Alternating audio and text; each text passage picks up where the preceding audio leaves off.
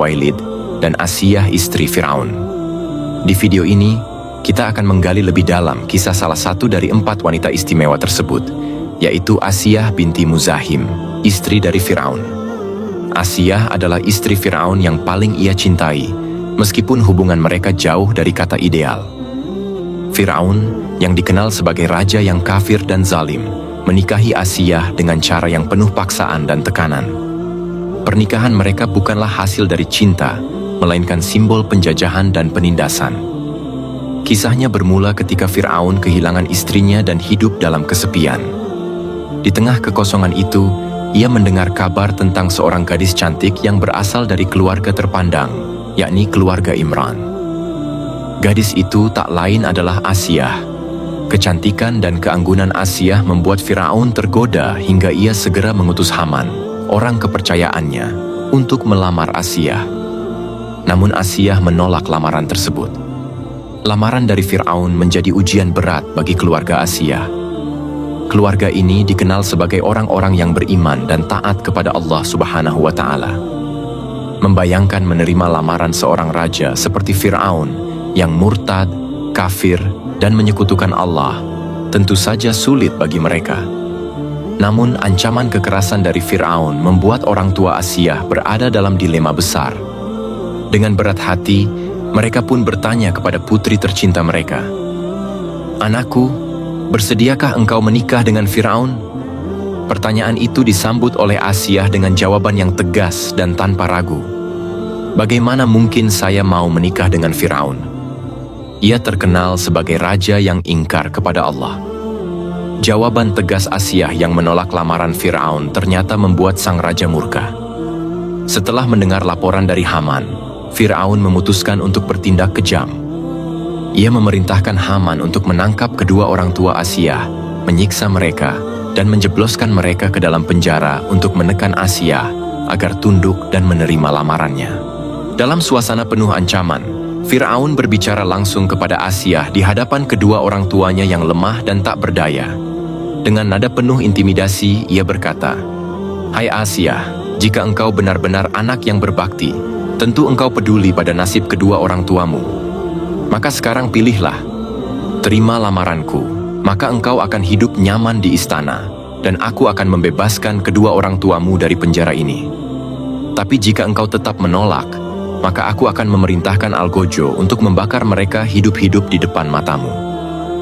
Di bawah tekanan berat dari Fir'aun, Asiyah akhirnya setuju untuk menerima lamarannya, tetapi dengan beberapa syarat. Pertama, Fir'aun harus segera membebaskan kedua orang tuanya dari penjara. Kedua, Fir'aun harus menyediakan sebuah rumah yang indah, lengkap dengan perabot untuk kedua orang tua Asiyah, serta menjamin kebutuhan mereka mulai dari makanan, minuman, hingga kesehatan. "Asal kedua syarat ini dipenuhi, aku akan menjadi istrimu. Jika tidak, aku lebih memilih mati bersama ayah dan ibuku," ujar Asiyah dengan lantang. Fir'aun yang tak ingin kehilangan Asiyah akhirnya menyetujui permintaan tersebut.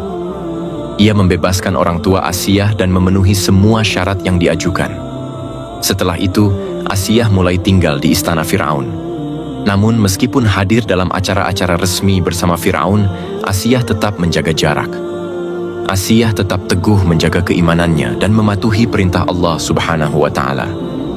Setiap malam, ia bangun melaksanakan salat malam sesuai syariat Nabi Ibrahim alaihissalam, memohon perlindungan kepada Allah agar kehormatannya tetap terjaga dari sentuhan raja kafir seperti Fir'aun. Keimanan dan doa-doa tulus Asiyah mendapat balasan langsung dari Allah Subhanahu wa Ta'ala. Untuk melindungi Asiyah, Allah menciptakan sosok iblis yang menyerupai dirinya. Iblis inilah yang setiap malam menggantikan Asiyah di sisi Fir'aun. Tanpa menyadari apa yang sebenarnya terjadi, Fir'aun mengira ia bersama Asiyah, padahal ia justru sedang bersama iblis yang menyerupai istri kesayangannya itu. Dengan perlindungan ini, Allah menjaga kehormatan Asiyah dari gangguan Fir'aun, sementara Fir'aun dalam keangkuhannya tidak pernah menyadari bahwa meskipun ia menguasai istana dan kekayaan, ia tidak pernah benar-benar memiliki Asiyah. Fir'aun adalah raja yang zalim, mengaku dirinya sebagai Tuhan, dan memaksakan rakyatnya untuk menyembahnya. Kezaliman Fir'aun telah melampaui batas, dan Allah Subhanahu wa Ta'ala pun menetapkan kehancurannya. Untuk itu, Allah mengutus seorang rasul kepada Fir'aun. Suatu malam, Fir'aun bermimpi bahwa kekuasaannya akan dihancurkan oleh seorang laki-laki dari kalangan Bani Israel. Mimpi itu begitu mengganggunya hingga ia memerintahkan pembunuhan terhadap semua bayi laki-laki Bani Israel demi mempertahankan tahtanya. Di tengah ancaman ini, seorang wanita salehah keturunan Nabi Ishak alaihissalam bernama Yukabat melahirkan seorang bayi laki-laki. Bayi itu adalah Musa alaihissalam.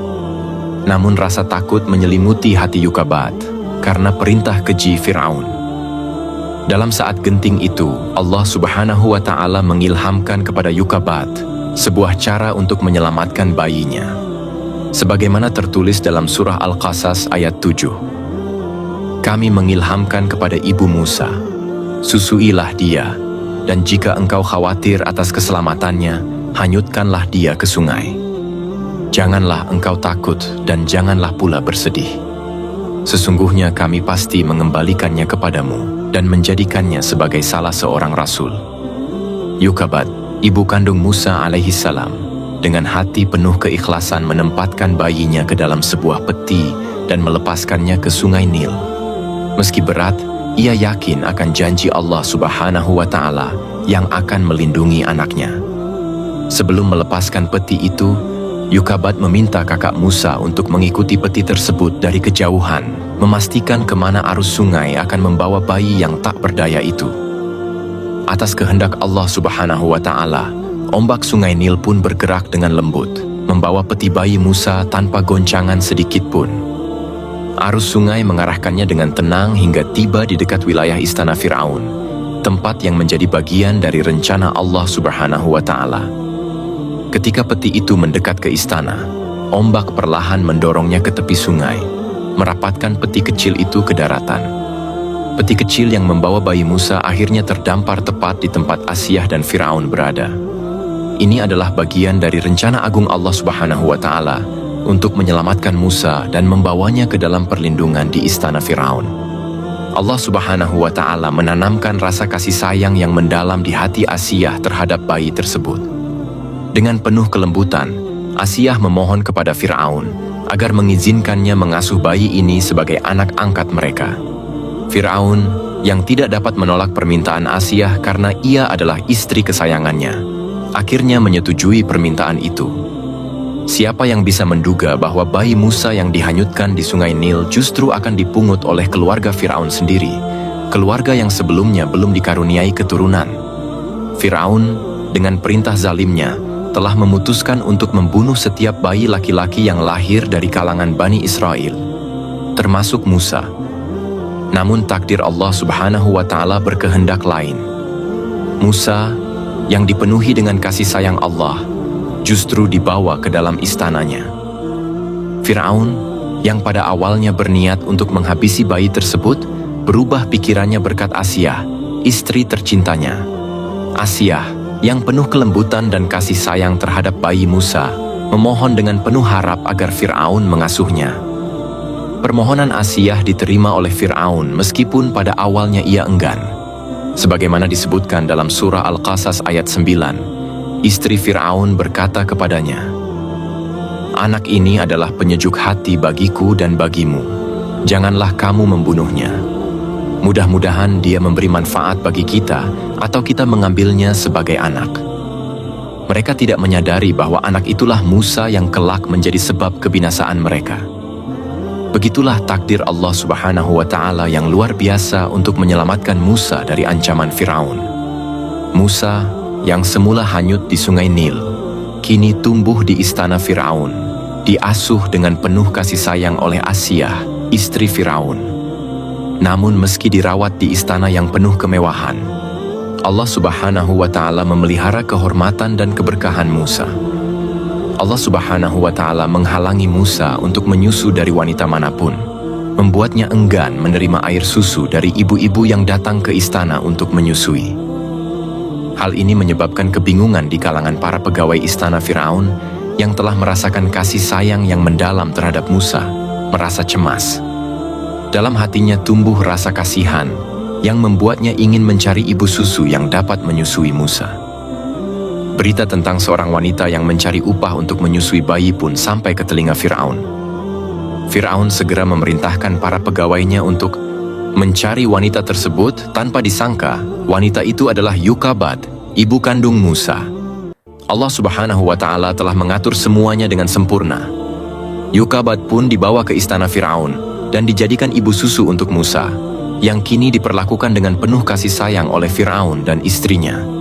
Dalam Al-Quran surat Al-Qasas ayat 12 dan 13, Allah Subhanahu wa Ta'ala berfirman, "Kami mencegahnya menyusu kepada perempuan-perempuan yang mau menyusuinya sebelum kembali ke pangkuan ibunya.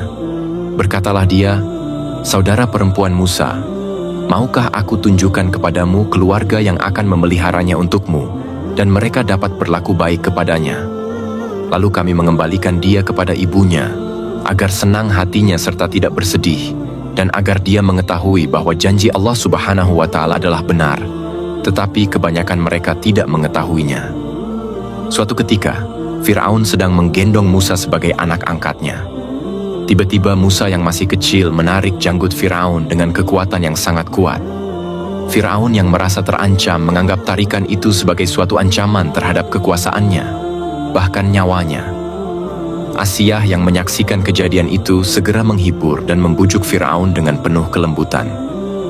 "Tenanglah wahai suamiku, ini hanya perbuatan anak kecil yang tidak bisa dipahami atau direncanakan," kata Asiyah. Kemudian Asiyah memberikan saran untuk menguji Musa. "Cobalah beri dia dua pilihan, sebuah bara api dan sebuah piring emas, lihatlah mana yang akan dipilihnya."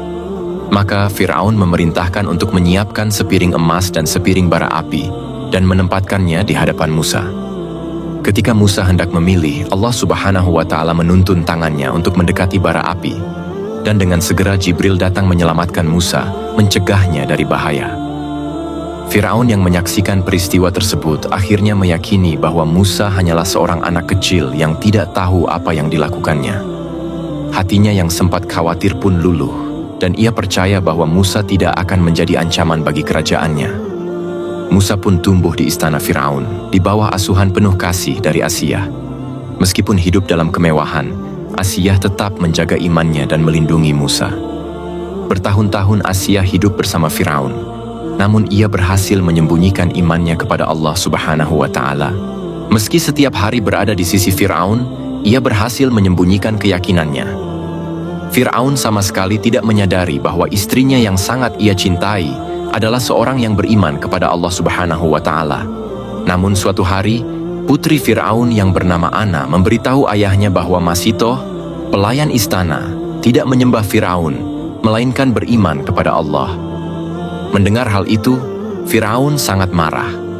Ia langsung memerintahkan Haman, salah seorang pembantunya yang paling setia, untuk menangkap Masitoh beserta keluarganya.